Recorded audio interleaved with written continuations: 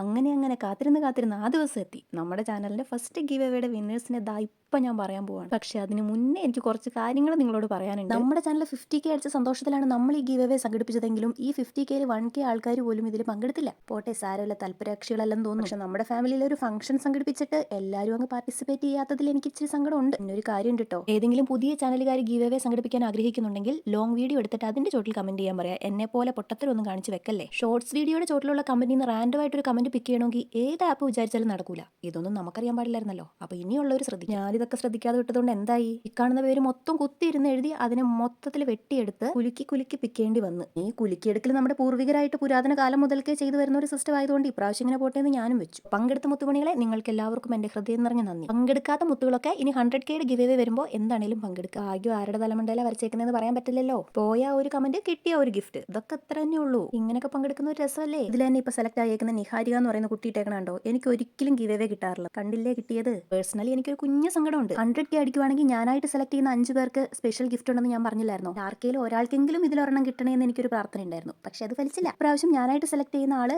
ഒരു പൊളി ആളാണ്. ഉള്ള കാര്യം ഉള്ള പോലെ പറയും. നല്ലതല്ലെങ്കിൽ നല്ലതല്ല എന്ന് പറയും, നല്ലതാണെങ്കിൽ നല്ലതാന്ന് പറയും. അതാണ് നമ്മുടെ സബീദ റഷീദ്. എല്ലാ വിന്നേഴ്സിനും കൺഗ്രാജുലേഷൻസ്. ആരും വിഷമിക്കേണ്ട, അടുത്ത ഗിവ് അവേ ഉടനെ വെക്കാം. ഇനി ആ വിന്നേഴ്സ് ആയവർ മെയിലിലോ ഇൻസ്റ്റയിലോ FBയിലോ അഡ്രസ് ഒന്ന് അയച്ചേക്കണേ.